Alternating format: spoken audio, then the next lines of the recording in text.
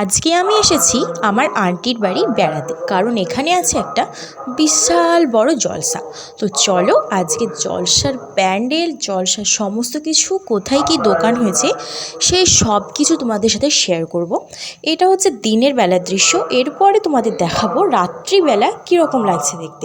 আর ভিডিওটা কীরকম লাগলো অবশ্যই কমেন্ট করে জানিয়ে দিও কিন্তু। আর এখানে কিন্তু প্রচুর প্রচুর দোকান বসেছে, খুব আনন্দ হচ্ছে, খুব মজা হচ্ছে, আমি তো খুব এনজয় করছি। আর ভিডিওটা দেখে তোমরা কীরকম এনজয় করলে অবশ্যই আমাকে কমেন্ট করে জানিও। চলো ভিডিও স্টার্ট করি। আমি ভিডিওতে সমস্ত কিছুটা দেখাবো, বাট আমি কিছু বলবো না, তোমরা দেখতে থাকো।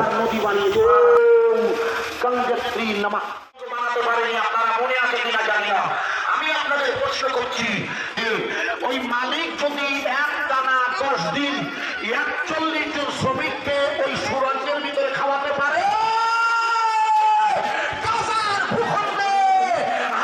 স্বাধীনতা সংগ্রামীদের খাওয়াতে পারে কে?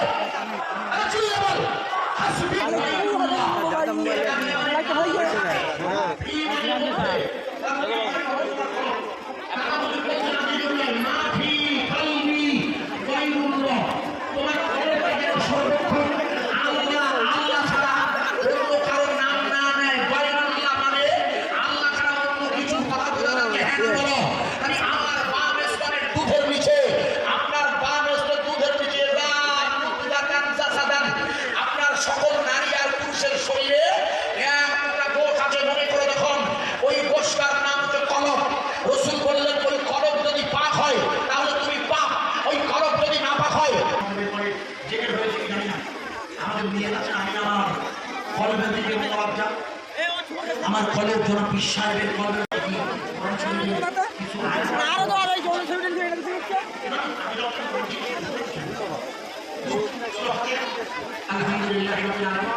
মুখস্থ নেই এমন কেউ আছেন, আমি ধরে নিলাম আপনাদের মধ্যে এমন কেউ নেই, থাকতেও পারে না যে বিসমিল্লাহির রহমানির রহিম জানে না।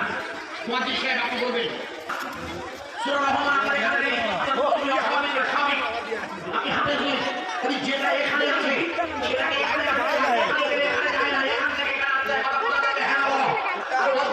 দাদা হুজুর তাই বলেছেন, মাফি কালবি গায়রুল্লাহ, তোমার কলব বলবে সর্বক্ষণ আল্লাহ আল্লাহ। কলব ওয়াজ বোঝা যাচ্ছে, হ্যাঁ না বলো?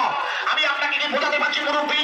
আপনারা মনে করে দেখুন 2022-এ আপনাদের মনে নেই যেদিন কাতারের বিশ্বকাপের ফুটবল, ভুল বুঝবেন না আমার, মুসলিম দেশগুলো, তবু আমি আপনাকে নিষেধ করা আছে। এই জন্য রসুলের বক্তাল লোকের বিরুদ্ধে কোনো মন্তব্য করা যাবে না।